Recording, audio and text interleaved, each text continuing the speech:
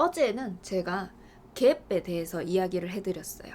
우리 국내장에서는 늘 갭 상승을 했느니 혹은 갭 하락을 했느니 이런 얘기들을 많이 하죠. 이제 우리 시장 같은 경우는 9시에 열려서 3시 반에 끝나요. 그렇다 보니까 그 남아있는 공백 시간 동안에 돌아가는 해외 시장의 흐름을 다음날 아침에 반영을 하게 돼요. 그러다 보니까 우리 기본 구조 때문에 갭이 발생할 수밖에 없는 그런 시장이에요. 늘 갭이 나와 있어요. 그럼 갭이 나오게 되면서 시장은 어떻게 되느냐? 좀 왜곡이 일어날 수 있다.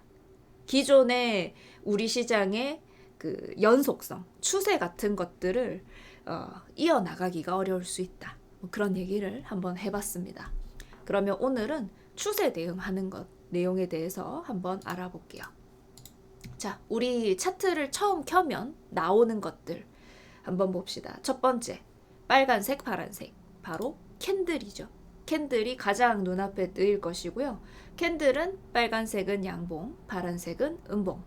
양봉은 그 캔들이 만들어질 때 매수세가 강했다. 음봉은 캔들이 만들어질 때 매도세가 강했다. 이고요. 그리고 보여지는 게 차트를 가로로 지르는 선들이 있죠. 이것이 바로 이평선입니다. 이평선은 가격 이동 평균선. 지나온 주식 가격의 평균값이에요. 20일 동안의 평균값, 120일 동안의 평균값. 그렇기 때문에 이평선은 후행한다는 특징이 있죠. 그럼에도 불구하고 보는 이유는 이평선의 배열을 통해서 추세를 볼 수 있어요. 정배열이 되어 있으면 상승 추세, 역배열이 되어 있으면 하락 추세. 그리고 이제 밑에 나오는 게 거래량이죠. 거래량. 주식에서는 거래량도 중요해요. 거래가 좀 많이 실렸을 때의 자리가 주요 지지 저항이 될 수 있기 때문이에요. 이런 식으로 차트를 처음 켜시면 볼 수 있는 구성 요소들 한번 봤고요. 오늘 볼 거는 이제 일단 이평선을 먼저 살짝 복습할 거예요. 자, 정배열은 무엇이냐? 짧은 이평선이 제일 윗줄부터 순서대로 놓이는 그런 배열을 뜻해요. 예를 들면 제가 여기에 예시로 들어온 차트는 뭐냐면 이거는 해외 선물 중에 크루드 오일이라고 하는 거예요. 국제 원유 가격이죠. 잘 보시면은 노란 색깔 선이 제일 위에 있고 그 다음에 초록 색깔 선, 그 다음에 까만 색깔 선이 있어요. 이건 뭐냐면 21선, 61선, 121선이에요. 그래서 짧은 이평선부터 순서대로 놓여 있죠. 이것을 보고 정배열인 상황이다, 이평선이다 라고 볼 수 있고요. 이제 우상향하는 모습이라고 볼 수 있어요. 저점도 높아지고 고점도 높아지고 이것은 추세 상승하고 있다. 위에서부터 20, 60, 120 내가 설정하는 것에 따라서 5일선이나 11선 또는 200일선 같은 것도 추가는 할 수 있습니다. 특징은 저점과 고점이 모두 높아지고 있는 모습이다. 이게 정배열이고요. 그 다음에 반대인 경우도 있어요. 역배열. 역배열은 짧은 이평선이 제일 아래쪽에 있는 모습이고요. 그 다음에 순서대로 이평선이 놓여요. 잘 보면 자, 제일 밑에 22평선이 있고요. 그리고 62평선, 122평선 순서대로 놓여 있어요. 이 차트는 뭐냐면 제페니즈 N화 차트예요. N화 차트. N화는 전 세계적인 긴축 통화 정책에도 불구하고 혼자 완화 정책을 고수하고 있어요. 그래서 통화 가치가 계속해서 하락 중입니다. 제가 이 차트를 캡처했을 때보다 지금 더 많이 빠졌어요. 그래서 엔화 같은 경우는 계속해서 추세 하락하고 있었고 실제로 이평선도 역배열로 놓여 있고 우하향하는 모습, 추세 하락하는 모습을 보이고 있었습니다. 저점과 고점이 모두 낮아지는 그런 차트 모양이 되겠죠. 그럼 이제 이평선을 통해서 지금 이 주식이 추세 하락하고 있는지 추세 상승하고 있는지를 확인할 수 있어요. 그럼 이것을 어떻게 활용할 것이냐? 아무래도 우리가 주식을 볼 때는 앞으로 상승할 수 있는 우리가 수익을 낼 수 있는 주식을 찾아야 되겠죠. 그러면은 첫 번째가 이거예요. 추세 상승하는 주식을 보자. 이평선이 정배열로 되어 있는 차트를 보자. 어떻게 진행이 되냐면 이평선까지 내려왔다가 눌림목을 주고 올라가는 경우가 많아요. 자, 제가 계속해서 예시로 들어드렸던 한국항공우주예요. 요 좀 과거의 차트이긴 하지만은 이런 식으로 해서 보면은 이평선에서 눌림목을 주고 반등하고 이평선 눌림목 주고 반등하고를 반복하는 걸 볼 수 있었어요. 그래서 그럼 우리는 어떻게 해야 되냐? 눌림목을 줄 때 이평선 근처에서 매수를 받는 거죠. 그죠? 이평선을 기준으로 주식 가격 눌림 나올 때 매수하는 것이 아무래도 유효할 것이다. 그리고 차익 실현이 나와도, 그죠? 주식 가격이 올라서 차익 실현이 나와도 이평선쯤에서는 지지되는 모습을 계속해서 볼 수 있잖아요. 이런 것들을 들어가는 것이 우리가 더 수월하게 수익을 낼 수 있다는 거죠. 어차피 매수를 하는 거라면. 선물 대응이야 양쪽으로 볼 수 있는 거라서 이 이평선을 보는 게 조금 더 이 추세 타고 보는 것이 좀 짤막하게 느껴질 수는 있는데, 주식 같은 경우는 이게 일봉 차트거든요. 아주 길게 추세를 몇 개월씩도 유지할 수 있어요. 그래서 추세를 만들고 있는 주식을, 이런 걸 우리가 못 사는 이유는 뭘까요?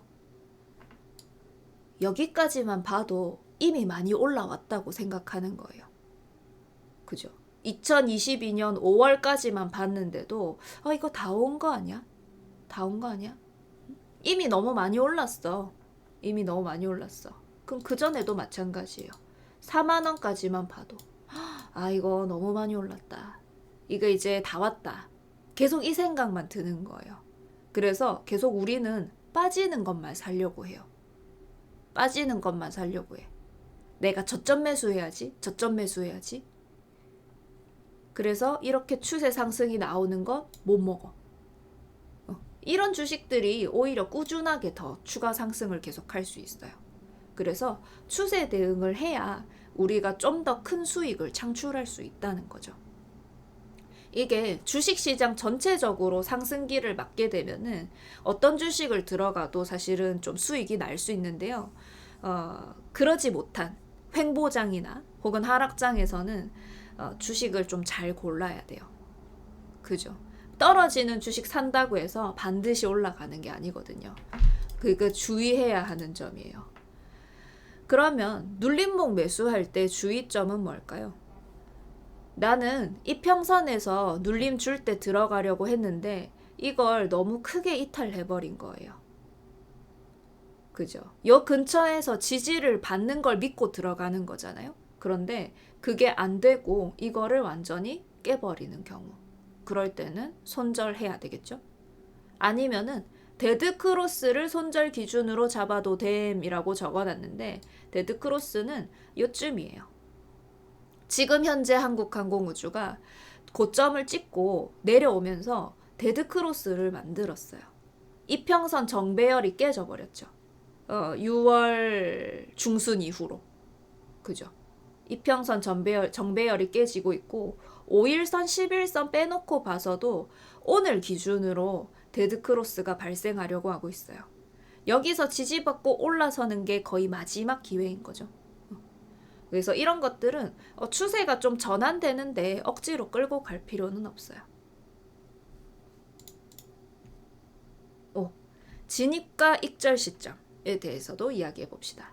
우리 주식 대응할 때 많은 분들이 범하는 실수가 실시간 종목조회 상위에 있는 종목에 매수 들어가는 거예요. 그죠? 핫한 주식을 사고 싶은 거야. 이미 내가 갖고 있던 게 핫해지는 걸 기다리는 게 아니라 이미 핫해진 주식, 사람들이 많이 몰려있는 주식에 들어가는 게 좀 실수예요. 그죠? 뉴스를 보시거나 아니면 종목 조회를 보시거나 개인 매수세가 집중된 막 급등하고 있는 주식.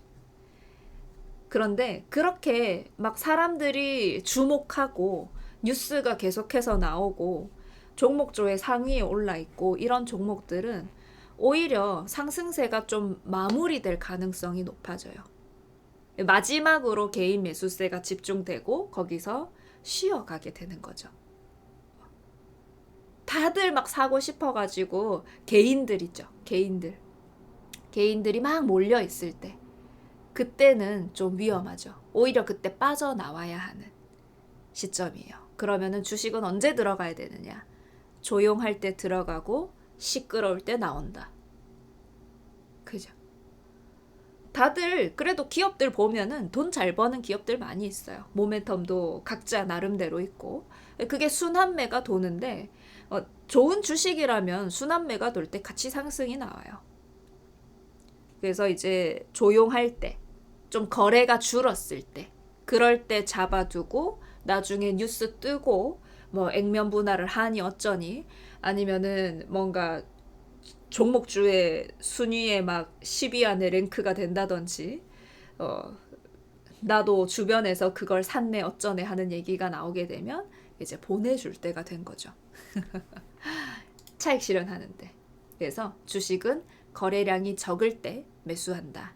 시선이 집중되지 않고 관심 별로 없을 때. 주식 뉴스에 막 급등주 포착 이런 잡스러운 뉴스들 있죠. 요런 거 나올 때 되면은 이제 좀 팔아야 할 시기가 됐구나. 그런데 좀 잡주들 보면은 항상 많은 애들도 있긴 해요. 개인 투자자들이 많이 하는 실수. 남들이 팔고 나올 때 나는 추격 매수해요. 그리고 남들이 매집하는 그 자리에서 손절해요. 기다리다 지쳐서요. 그래서 여러분들 앞으로 하셔야 하는 게 급등하는 주식에 따라가지 말기. 급한 마음, 내가 놓쳤다고 해서 급한 마음 가지지 말고 다른 주식도 찾기. 이런 전략을 세워보면 좋지 않을까 생각합니다. 뉴스 나오고 빠지더라고요. 그죠? 뉴스 나오면 꼭 그게 고점일 때가 많았어. 그래서 우리 이런 것도 한번 생각해 봅시다. 차트에서는 추세 대응하는 것을 한번 찾아봅시다. 그러면 오늘 내용은 여기까지 해볼게요.